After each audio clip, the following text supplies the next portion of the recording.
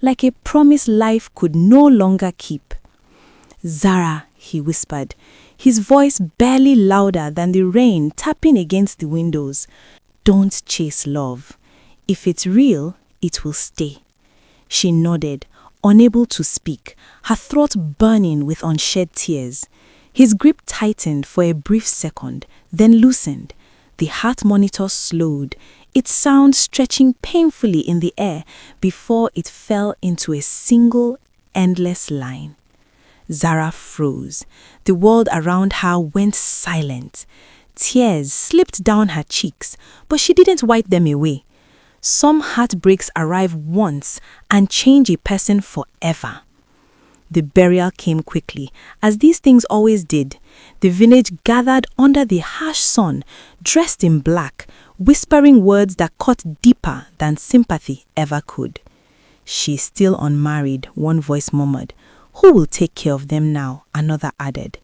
Zara stood quietly, her face calm but her heart screaming. Mama Tola, her aunt, pulled her aside, her expression firm and unyielding. "Love won't feed you, responsibility will." Zara nodded, swallowing her pain. She had learned early that tears solved nothing. That night, she packed her small bag. She paused before her father's photograph, her fingers trembling as she touched the glass. "I'll survive, even if I do it alone."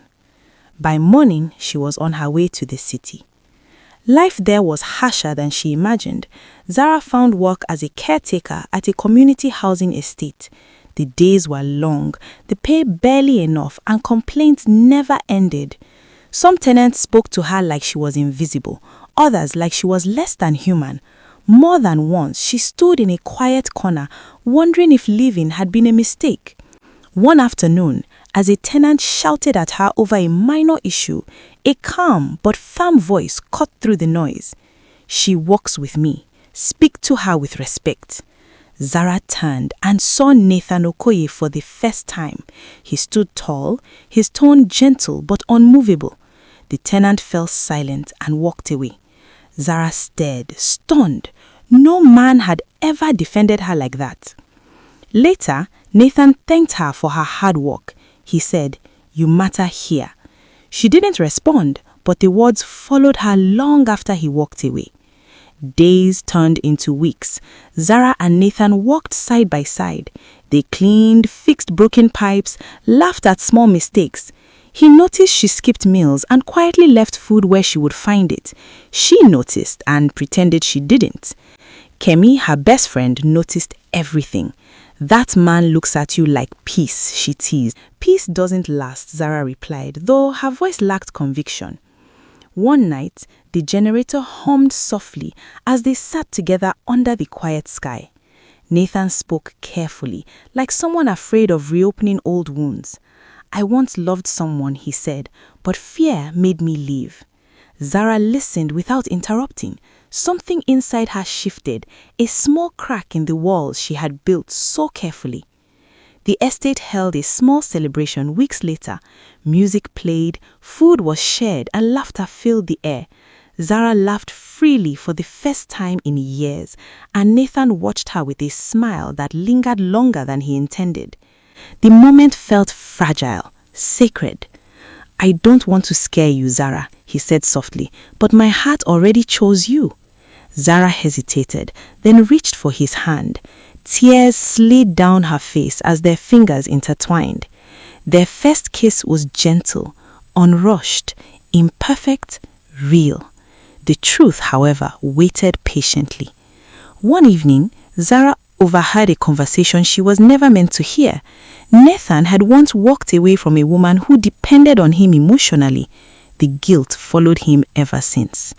When she confronted him, her voice shook with pain. "You don't heal people while hiding." Nathan had no defense. Silence stood between them like a wall. Zara left. Her family pressured her to move on, to accept another path. Nathan withdrew from everyone, drowning in regret. The housing estate faced closure. Everything they had built began to crumble. Alone in her room, Zara found her father's old notebook. One line stared back at her, written in her familiar handwriting. Love stays when fear leaves. She broke down completely. Kemi didn't sugarcoat the truth. If you keep running, she said, you'll always be alone. That was all Zara needed to hear. She returned to the estate and found Nathan packing his things. I don't want perfect, she said, her voice steady despite the tears. I want present. Nathan broke down, the weight of his past finally lifting as he pulled her into his arms. The community came together.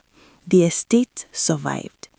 Months later, Zara and Nathan sat quietly side by side, watching the sun dip below the horizon. Love didn't live in promises. It lived in staying.